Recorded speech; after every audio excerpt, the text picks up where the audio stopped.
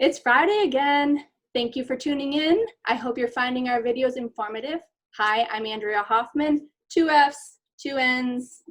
Today we're going to talk about CPAP and humidification. So normally when we're breathing, our nose is our humidifier. So the air comes in through our nose, it filters it and humidifies it prior to it going into our lungs. So when you have positive pressure from the CPAP, your nose can't keep up with that flow. So we have to add humidification to the system. So that is why your CPAPs come with a humidifier. So if you're using a CPAP and you're experiencing any dryness symptoms, it can be congestion, burning, bloody nose, sneezing, runny nose, dry mouth or throat. Those might be signs that you're not getting enough humidification and you would want to adjust it on your CPAP. Some other signs of dryness could be headache or maybe not being able to tolerate your CPAP for more than a couple hours at night. I have lots of patients call me and say, you know, I'm only wearing it about 3 nights and then I take it off and I can't figure out why. And I always ask them, let's increase humidification and see what happens with that. So today I want to show you on the AirSense 10 device how you would adjust humidification if you need to.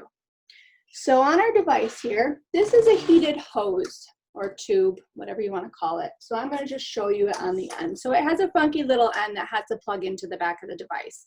Most machines are now pretty much standard with the heated tubing. The benefit of the heated tubing is back in the day when you would wear your CPAP, you didn't have heated tubing.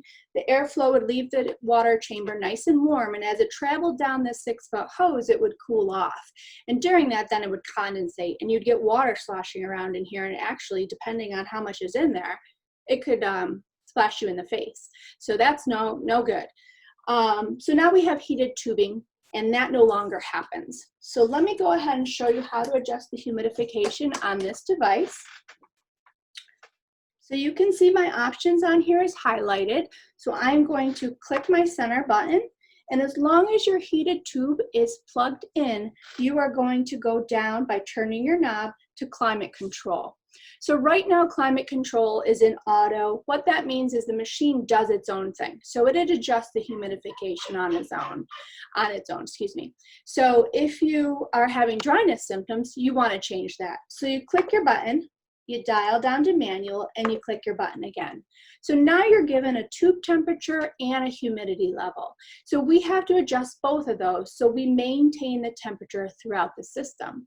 So I'm going to go up on my humidity by 1. So it's the default when you change from auto to manual is 4 and 81. So we're just going to move up on both of those by 1.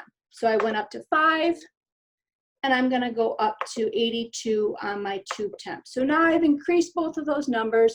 The machine is going to deliver more humidification that night. So I tell my patients, you wear it that night, see what happens. If you're still having any of those dryness symptoms the next day, go again. So then 6 and 83. Again, it's super important to adjust those together so you don't get any condensation in the tubing. If you find that your humidification is too much, so we go through seasons, obviously throughout the seasons, your humidification need is going to change. So you can always go down on these numbers if you find that the flow of air coming to you is too warm. So that's how to adjust the humidity, and then you can just hit your home button and go out and you don't have to do anything else to get out of that menu. So that's how you adjust the humidification on the AirSense 10. Each device is a little bit differently, but this is a pretty popular device at this time. So that's it. Thank you for joining us. I hope you have a wonderful weekend and see you later.